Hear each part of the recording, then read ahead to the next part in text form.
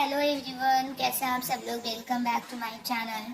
तो आज के इस वीडियो में मैं BGC 103 इंडियन राइटिंग इंग्लिश की the binding mind Shashi Deshpande के का पढ़ाऊंगी। The binding mind.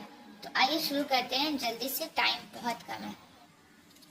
तो मैं टाइम ना होने की वजह से मैं इग्नू के बुक से लाइन बाय लाइन नहीं पढ़ा रही हूँ, उसकी शॉर्ट समरी करके आपको बहुत ही अच्छे से डिटेल में ये समझाऊंगी द बाइंडिंग माइंड।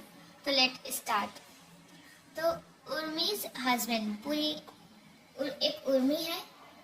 उर्मी के हस्बैंड का नाम किशोर है और Urmi live with her son Kartik and her mother in Mumbai. तो चलिए पूरी अच्छे से बताते हैं। देखिए, उर्मी जो है मुंबई में अपने बेटे के साथ कार्तिक और अपनी माँ के साथ रहती है, और उनके हस्बैंड जो है कहीं काम करते हैं, मर्चेंट नेवी है, इसलिए वो उनके साथ नहीं रहते, इसलिए उनको स्टोरी में नहीं मेंशन किया गया है, वो बाहर रहते हैं। और उर्मी की 1 साल की बच्ची है, जो 1 साल हुआ है उसका हुई है, और वो डेड कर चुकी है। इस वजह से उर्मी बहुत ही ज़्यादा गमगीन रहती है, बहुत ही ज़्यादा उसको गम रहता है, गम में डूबी हुई होती है। तो आइए देखते हैं कि ये नॉवेल की शुरुआत कैसे हुई। तो when the novel opens, Urmi is in conversation with Vanaa. Vanaa is her childhood friend and also her sister in law, Kishore sister. तो यहाँ जब ये नॉवेल की शुरुआत हुई तो उर्मी क्या कर रही थी, अपनी फ्रेंड, चाइल्डहुड फ्रेंड वाना से कन्वर्सेशन कर रही थी। वो वाना कौन है? इसकी चाइल्डहुड फ्रेंड है और किशोर की बहन भी है, यानी इसकी सिस्टर इन लॉ यानी ननद है। तो मैंने बताया जैसे कि 1 year old daughter of Urmi and she was died, वो मर चुकी है, इस वजह से वो गमगीन है। तो वो लोग दोनों जब कन्वर्सेशन कर रहे थे तो उर्मी को गम से निकालने के लिए उसकी जो फ्रेंड वाना है उसको कुछ चाइल्डहुड चीज़ें याद दिलाती हैं और उसे समझाने की कोशिश करती है। तो आइए देखते हैं कि क्या यहाँ पर। तो उसे कहती है उसकी फ्रेंड कि तुम ये सोचो, जब तुम छोटी थी तो तुम एक बार साइकिल चला रही थी और तुम साइकिल से गिर गई थी तो तुम्हें कितनी चोट आई थी। तो उर्मी जो है थोड़ा निराश हो जाती है, बोलती है कि तुम्हें क्या लगता है, मुझे उस चोट से भी ज़्यादा आज मुझे चोट लगी और मुझे दर्द हो रहा है, अपनी बेटी के गमगीन हूँ मैं बेटी के लिए, तो उससे ज़्यादा मुझे आज दर्द फील हो रहा है, मैंने अपनी बेटी को खोया है। तो फिर उर्मी जो है अपनी पास्ट के बारे में सोचने लगती है कि जब वो छोटी थी और अपने दादा दादी के साथ रहा करती थी। At a mention of her girlhood days in Rani Durg, Urmi is reminded of her grandmother, Bairaji. Urmi was fond of her grandmother. Her childhood with Bairaji and Aju grandfather was a happy one, but she was always puzzled as to why her parents had sent her away while Arun, her brother, stayed with them. तो उर्मी जो है अपने दादी से बहुत प्यार करती थी और उनके दादा दादी के साथ रहा करती थी।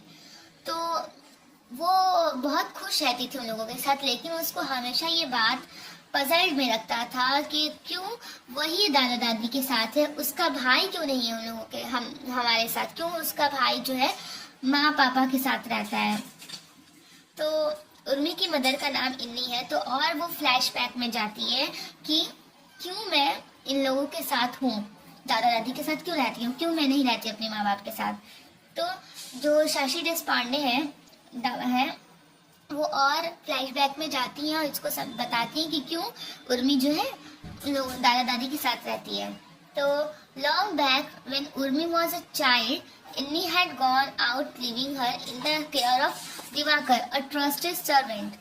Urmi's father got angry after seeing the girl was left with a male servant. After that, he decided to send Urmi to his mother.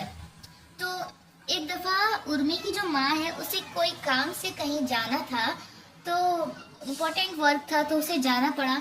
तो वो क्या करती है कि उर्मी को अपने घर के एक मेल सर्वेंट रहते हैं जो बहुत ही ज़्यादा भरोसेमंद रहते हैं, तो उनके साथ छोड़कर चली जाती है। लेकिन कुछ देर बाद जब उर्मी के फादर आते हैं और देखते हैं कि उर्मी क्या है, अकेले है मेरे सर्वेंट के साथ। तो उनको बहुत ही ज्यादा यहाँ पर गुस्सा आता है कि क्यों ये अकेले यहाँ पर मेरे सर्वेंट के साथ है। इसलिए वो क्या करते हैं, उर्मी को अपनी माँ के घर भेज देते हैं। तो यहाँ पर अलग अलग जगहों में अलग अलग तरीकों से बहुत बड़ी बड़ी बातें डीप में समझाई गई है कि किस तरह से मतलब एक लड़की को इतना भरोसा के लायक है वो सर्वेंट, फिर भी डर है कि उनकी बेटी के साथ कुछ हो ना जाए। इसलिए वो क्या करते हैं कि वहां से अपनी बेटी को अपनी माँ के घर भेज देते हैं। तो हर जगह शाशी देशपांडे ने एक डीप मीनिंग समझाने की कोशिश की है।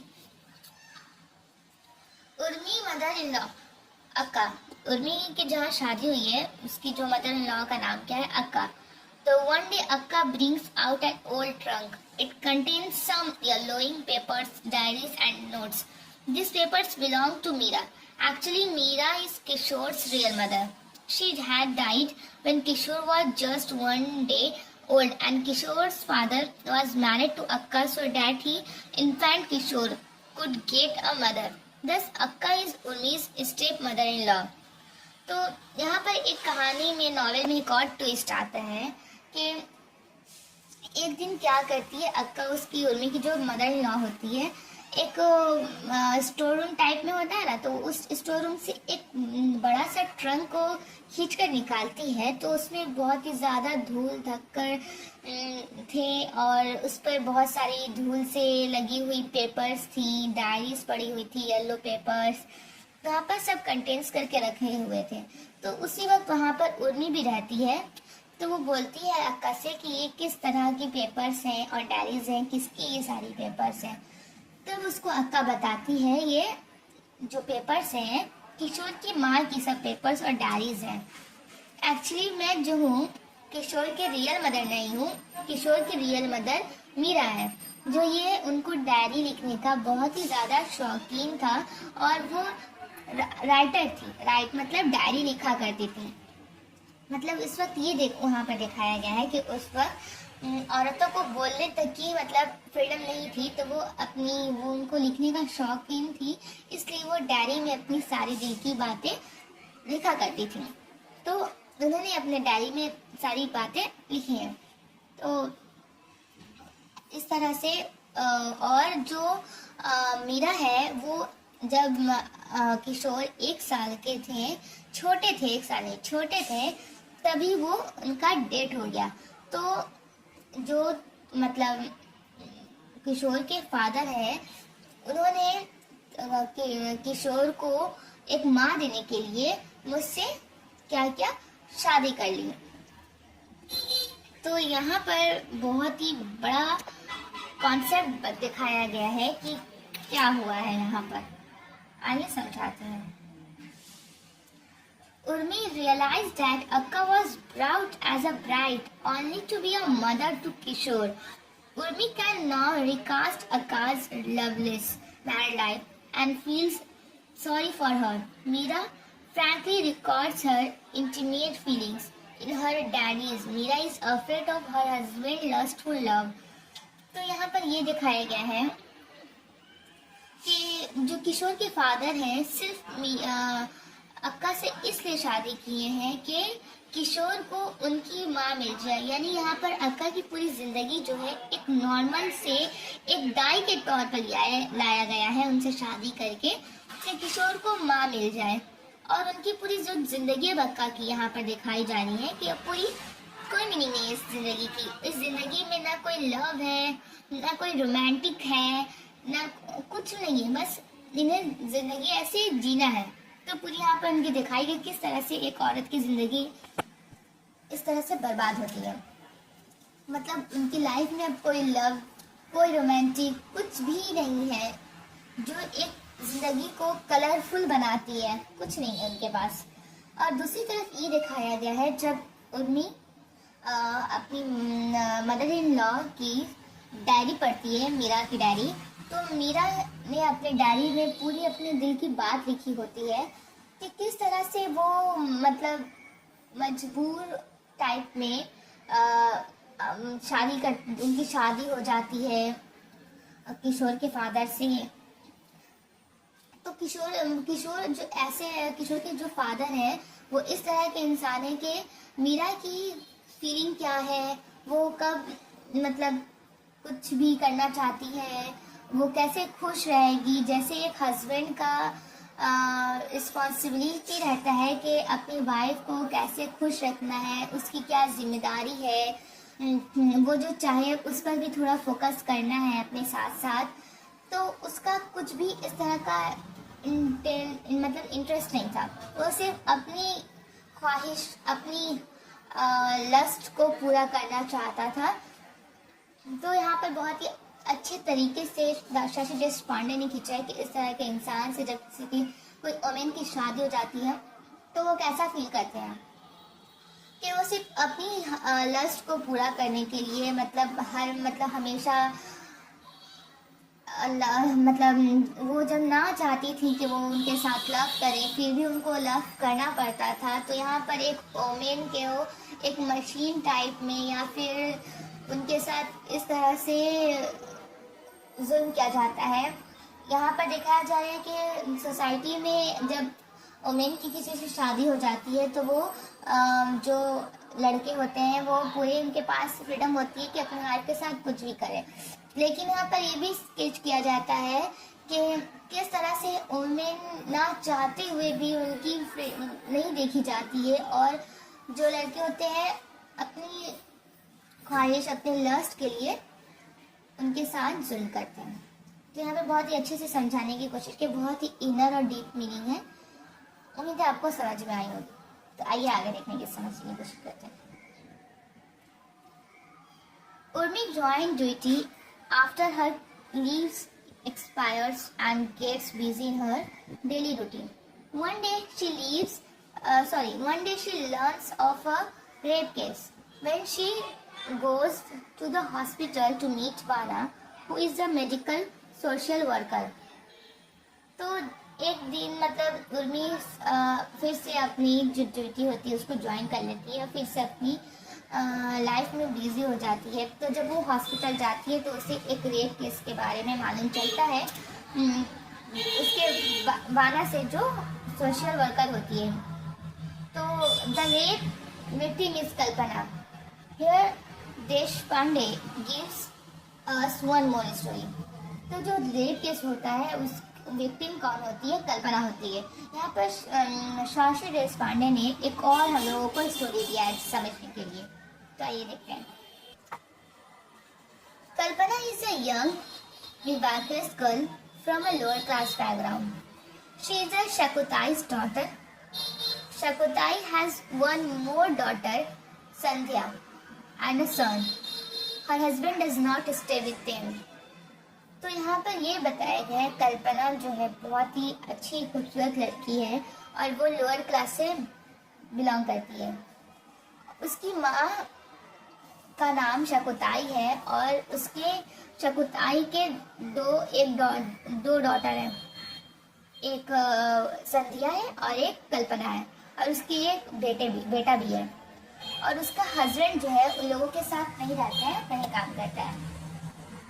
और she had a sister, Salochana, Sulu.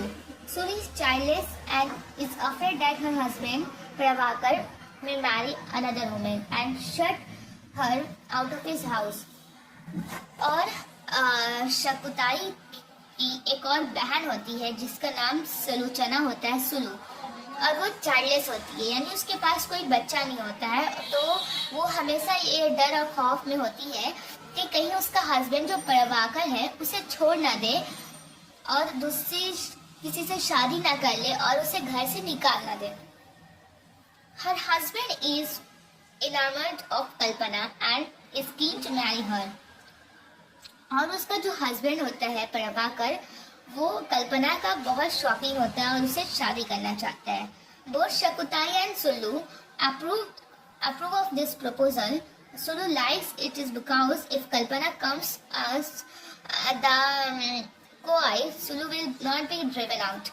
तो जो प्रभाकर होता है वो इस प्रपोजल को बोलता है कि मैं क्या करना चाहता हूँ, कल्पना से शादी करना चाहता हूँ, तो उसकी जो माँ शकुताई होती है और शकुताई की जो बहन सलोचना सुलू होती है, वो दोनों इस प्रपोजल को एक्सेप्ट कर लेते हैं और इससे खुश होते हैं।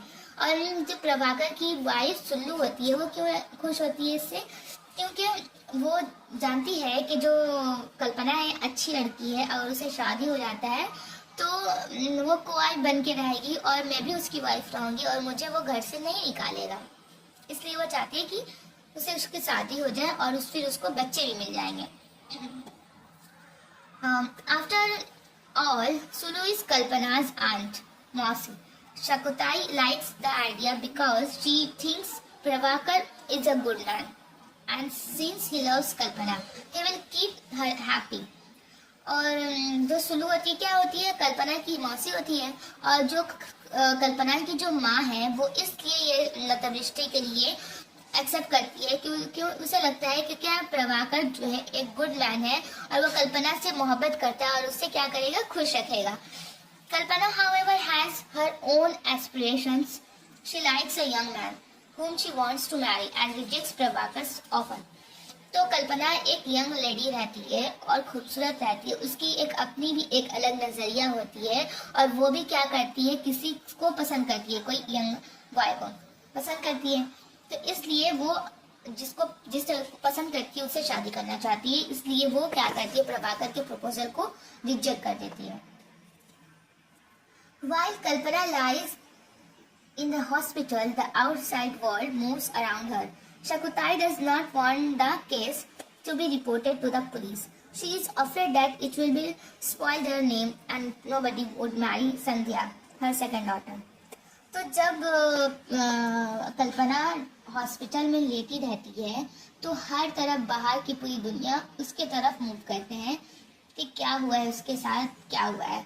और शकुताई जो है उसकी माँ नहीं चाहती है कि इसे रेप केस जो हुआ है उसे पुलिस स्टेशन में रिपोर्ट करवाया जाए। उसे बहुत डर लगा रहता है कहीं उसकी नेम में कोई मतलब दाग ना लग जाए, उसकी इज्जत ना चली जाए, क्योंकि उसे बहुत डर रहता है कि अगर उसकी इज्जत चली गई तो फिर उसकी जो दूसरी बेटी है संध्या से कौन शादी करेगा।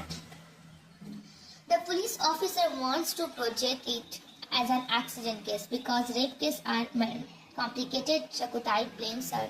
हाँ, तो जो पुलिस रहते हैं, पुलिस ऑफिसर, वो भी नहीं चाहते हैं कि इसे क्या किया जाए, रेप केस में रिपोर्ट किया जाए।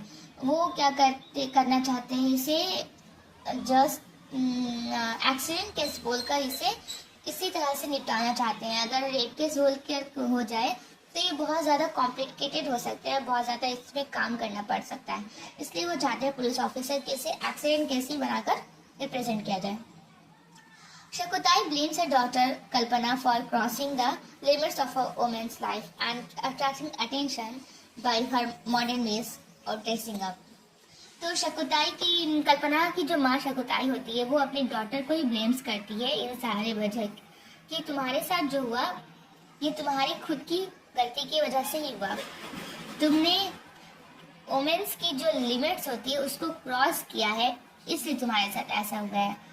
तुम क्यों मतलब इस तरह से अट्रैक्शन वाला, अटेंशन वाला ड्रेसअप वेयर की हो कि कोई भी मतलब मैन की नज़र तुम्हारे तरफ अट्रैक्ट करे तुम्हारी छोटी ड्रेस को देखकर। यानी कि कल्पना को ब्लेम किया जा रहा है कि तुम्हारी खुद की वजह से है, तुमने शॉर्ट ड्रेस वेयर किया है, मतलब जो मैन है उनकी अटेंशन अट्रैक्शन तुम्हारी तरफ बढ़ी, इसलिए वो इस चीज को कर बैठे। तो that is your fault, you cross the women's limit and wear a very short dress, that is why तुम्हारे साथ ऐसा हुआ। Despite all odds, Urmi gives out Kalpana's story to a journalist friend and it is published. तो ये सब की वजह से, ये सब के बाद क्या उर्मी क्या करती है उर्मी क्या करती है, कल्पना की पूरी स्टोरी को अपनी फ्रेंड जर्नलिस्ट को दे देती है और ये पूरी स्टोरी पब्लिश हो जाती है। Shakutai gets social attention, questions and raised in the assembly and the hospital authorities are instructed to let Kalpana remain in the hospital. तो हर जगह पब्लिश हो जाता है, तो शकुंतलाई क्या करती है, सोशल टेंशन उसकी तरफ बढ़ता है। सारे लोग क्वेश्चन पूछते हैं असेंबली में, हॉस्पिटल में, हर जगह कल्पना के बारे में बात होने लगती है। सब लोग उसकी माँ से सवाल करने लगते हैं। तो फला फला जो सब होता है ऐसा होने लगा। Thus, Urmi breaks the silence and managed to get justice for the suffering family. तो उन्हें क्या करती है, साइलेंस को ब्रेक करती है, जो खामोशी बनाकर उन्होंने रखा था कि कहीं इज्जत में दाग ना लग जाए, उनकी बेटी से कौन शादी करेगा। तो ये जो साइलेंस था, चुप्पी चुप्पी था कि किसी को खबर ना लगे कि इसके साथ क्या हुआ है, तो ये साइलेंस तो क्या करती है, ब्रेक कर देती है। और क्या चाहती है कि उसकी फैमिली और कल्पना को क्या है, जस्टिस मिले। The police has to investigate the case and when Sulu realized that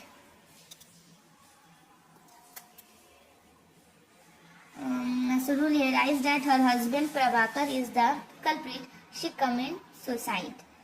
तो जब पुलिस इस केस को इन्वेस्टिगेट करना शुरू करती है और ये बात समझ में आने लगता है, समझ आ जाता है कि प्रभाकर क्या है, यही प्रभाकर नहीं, ये सारी घटनाएं घटी है, वो कल्प्रिट है। तो जैसे ही प्रभाकर की वाइफ सुलू को पता चलता है, वो सुसाइड कर लेती है। In the course of the events she understand how the tender mind of human understand empathy and sympathy binds us all. Life goes on despite its ups and downs. The novel ends on a note of optimism as Urmi roots over the spring of life we all look for. तो यहाँ पे बोला जा रहा है कि किस तरह से एक लाइफ में अप्स एंड डाउन आती है और किस तरह से लोग एक औरत के बारे में सोचते हैं। यहाँ पर दिखाया गया है पूरे ये नॉवेल में तीन तरह के औरत के बारे में यहाँ पर शो कराया गया है। एक तो खुद उर्मी जो अपनी बेटी को खोकर दर्द में है, दुख में है, सफ़र कर रही है। एंड दूसरी मीरा के बारे में बताया गया कि किस तरह से मीरा ने जस्ट अपनी ज़िंदगी अपने हस्बैंड के लस्टफुल लव के तौर पर गुजार दी और मर भी गई। और दूसरी तरफ अक्का के बारे में दिखाया गया, जस्ट वो एक बच्चे की माँ बनकर रह गई, उसको कोई प्यार, कोई रोमांटिक एक हस्बैंड की तरफ से जो मिलता है वो नहीं मिला। एंड तीसरा दिखाया गया यहाँ पर कल्पना के बारे में कि कल्पना एक बेचारी इनोसेंट रहती है, तो उसके साथ इतनी बड़ी घटनाएं घट जाती हैं, फिर भी वहाँ पर उसकी माँ उसी को जिम्मेदार बोलती है कि तुमने उमेश की लिमिट को क्रॉस किया है, छोटे ड्रेस पहना था, इससे तुम्हारे साथ ऐसा हुआ। एंड चौथी तरफ ये दिखाया जाता है कि जिसके साथ ये इस तरह से घटनाएं हो जाती हैं तो उनके घर वाले अपनी इज्जत को बचाने के लिए किस तरह से जुल्म को सहते हैं और चुप रहते हैं। तो यहाँ पर वुमेन्स के बारे में पूरा ऑल ओवर बताया गया है, हर चार तरह के वुमेन्स के बारे में। तो उम्मीद है आप लोगों को ये पूरी समझ में आई होगी, द बाइंडिंग वाइन अच्छे से। तो अगर समझ में आई हो तो प्लीज़ चैनल को सब्सक्राइब, शेयर और कमेंट करना ना भूलें, और प्लीज़ चैनल को सब्सक्राइब करें। Thank you so much.